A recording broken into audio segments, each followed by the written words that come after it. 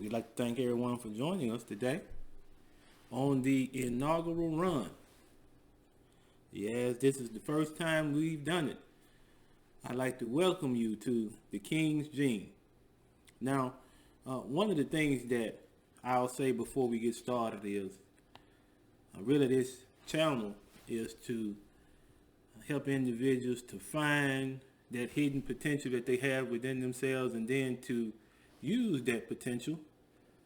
So this is a positive space, a space where we can come and discuss our goals, practical habits, and then just life in general. So if that sounds appealing to you, well, I invite you to subscribe, to like, and to comment, and just really become a part of the family. So now a little introduction in regards to who I am. My name is Marcus. I'm 38. I've been practicing electrical engineering now for about 14 years. And some of the details of my experience include rack mount PCs, wireless networking. We did a little stint in the midst of that wireless networking that had to do with RFID for shipping and receiving. Then I went into installing residential and commercial security systems. And then for a large amount of my career, I was doing designing and modifying of homes and vehicles on the state level in regards to meeting standards that are set by the ADA. And then along with meeting those standards for the ADA, then I've also been involved in refurbishing as well as recommending personal computers, desktop laptops, and now tablets for individuals who have a disability. And like I mentioned, that's on the state level. And then just lately, I've taken an interest in smart home setup, video doorbells, the cameras that you can mount for security that all sync up to a central hub inside of the home. That's been what I've been doing lately. So now, after you have that little background on who I am, please feel free in the comments to tell me who you are. And maybe we have a couple of things in common. But now let's get to what we came here to discuss. Our topic for this particular vlog is, why did I become an entrepreneur? So now, before we get into that topic, let me preface what I'm about to say by this statement. When we say entrepreneur, we're not talking about individuals who are currently unemployed and that bounce around doing various things. We're not talking about individuals who engage in activities that are not legal. And then we're not talking about individuals who are under some delusion that what they do on a day-to-day basis, even though it has no structure, it has no function to it, it can be viewed as a business. That's not the individuals who we're talking to. And if those criteria, if one of those criteria meets with your setup, then right now I'm asking you to find another channel to view. I'm strictly interested in this particular vlog with individuals who have shown themselves to be entrepreneurs by first acquiring the necessary license as well as becoming a legal entity in your state as well as with the federal government. We're talking about individuals who have at least one contract in the field in which they want to build a business. And the third thing, I'm talking to individuals who are currently employed, who are looking to take that leap into owning their own business. These are the individuals who I want to focus on today. Okay? So now, why did I become an entrepreneur?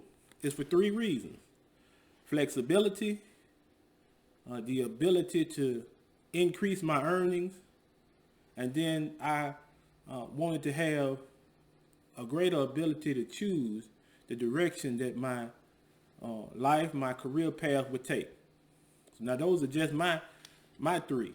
And to elaborate on them more, what really helped me to see that I needed to pursue my own business is that many of the jobs that I've worked on, even though I've learned quite a bit from each one, I noticed that there was a trend between all of them.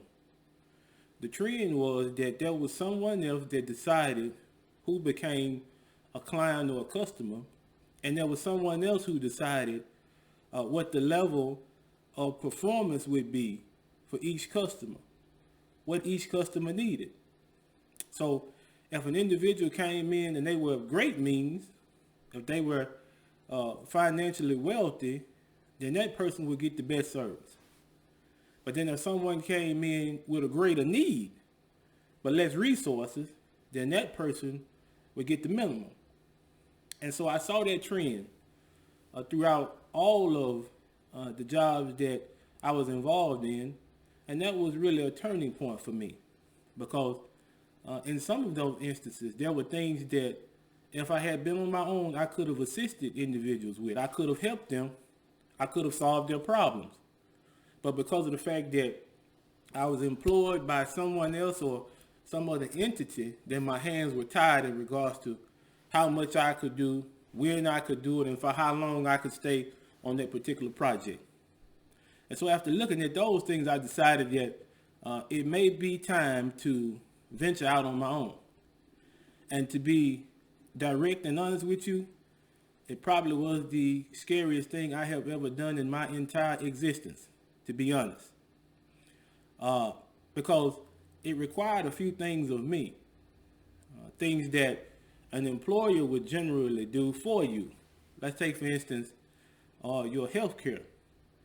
Many employers, and matter of fact, all of the employees that I was involved with after college, they arranged for your health care. Dental, vision, health, all of that was an inclusive package. But now when you begin to go out on your own, then now that becomes your responsibility to secure those resources for yourself. Now that's just one thing. There are many other things that we could get into, but let's stay focused. We're talking about becoming an entrepreneur. And I have successfully run my business now. And when I mean successful, I mean by turning a profit for the last 4 years. I've turned a profit from my business. And that's all due to the fact that I diversified the things that I offered as services. And we'll get into that a little later. So being that there are a lot of individuals who are afraid to take that leap. They think that if they become entrepreneurs, that their business could possibly fail, that they won't be able to support themselves or their family. And all of these things are reasonable to consider. As a matter of fact, an individual would be wise to think of these things first before trying to start a business.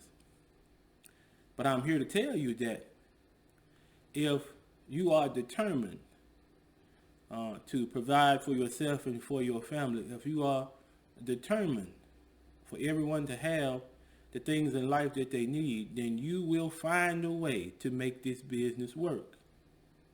You'll find a way.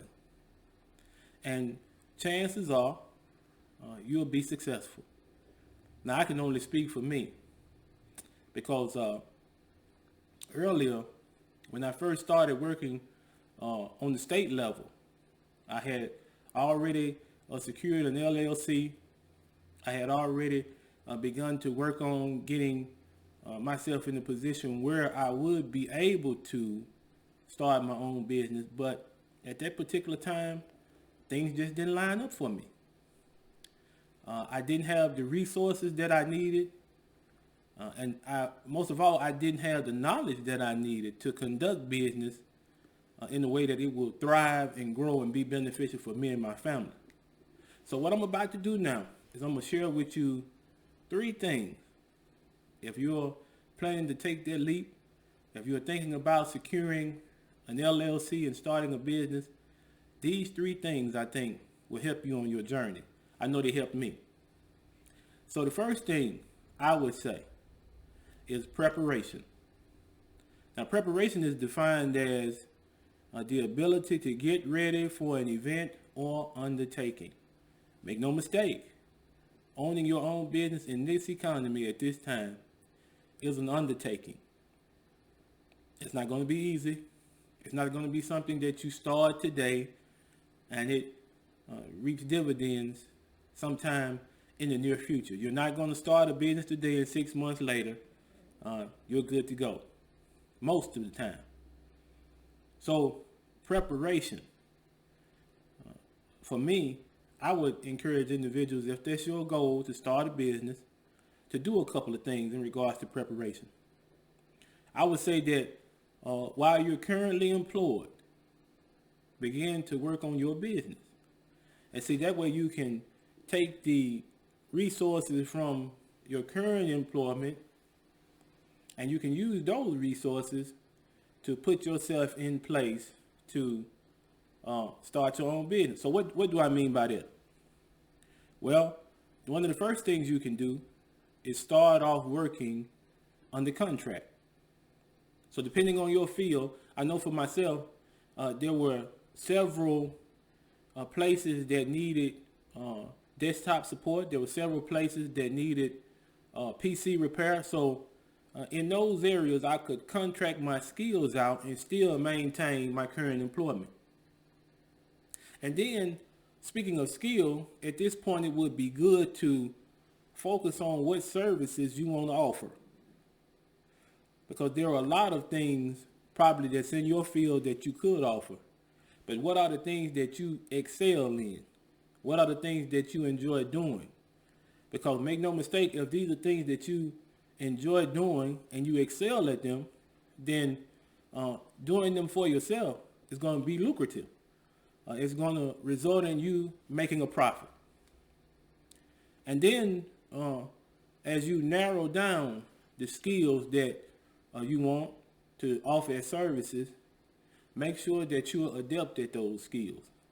If you want to offer wireless networking, make sure you're familiar with how to terminate Cat 5. Make sure that you're familiar with how to set up a router, right?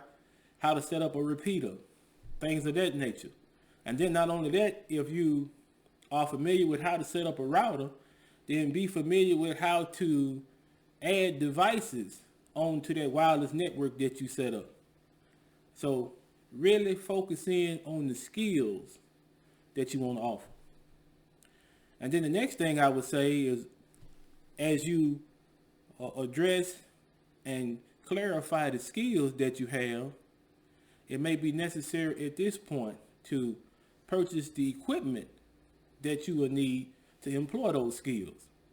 So let's go back. If we are individuals who do cabling and we do hardwired networks and then we do wireless network, what are the tools that will be needed?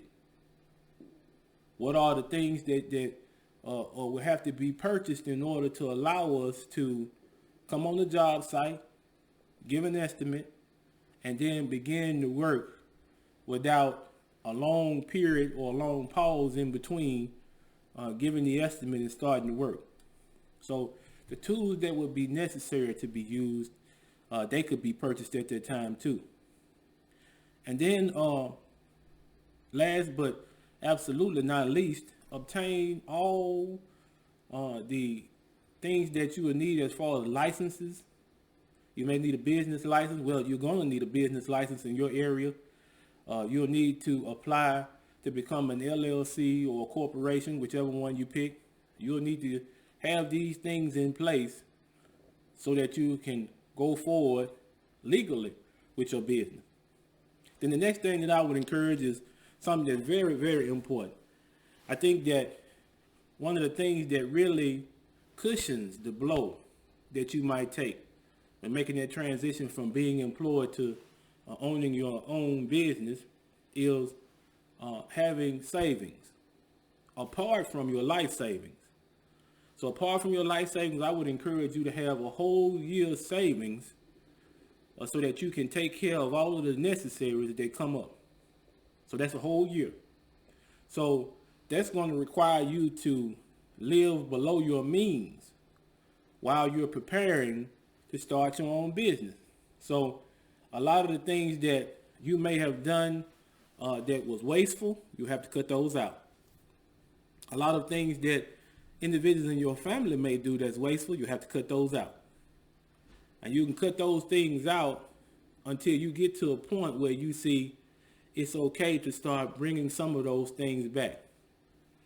As your business begins to grow and it begins to do better, then certainly you can bring some of those things back. But at this particular point, it's necessary to save because we want to make sure that regardless of what happens, you'll be able to continue to meet the needs of your household while preparing to start your own business. And then I would encourage you also to discuss with immediate family and friends, close friends, what you decide to do. Because believe it or not, other than financial help and assistance, you're going to need support.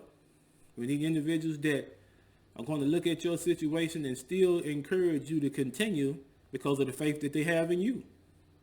And so that's also necessary because I can assure you that there are going to come sometimes some instances where you're going to doubt whether or not this is the right course for you to take. And in those instances, you need someone there to reassure you that what you've planned is something that you can do. You can absolutely handle it. So now the next P, we mentioned preparation. I gave it away. The next P is perseverance. Now, perseverance is steadfastness in doing something despite difficulty or delay in achieving success. So did you notice that last part? It says delay in achieving success. So for me, I'll give you an example. When I decided that I was going to pursue my own business, I resigned from the state position that I had. And so resigning from that position, I had some family members that couldn't figure it out. Quite frankly, I had a few that thought I had lost my mind. But I'm glad to say that my mind is still with me. But after I resigned from that position, I felt that there would be nothing in the future that would lend itself toward working with this state agency.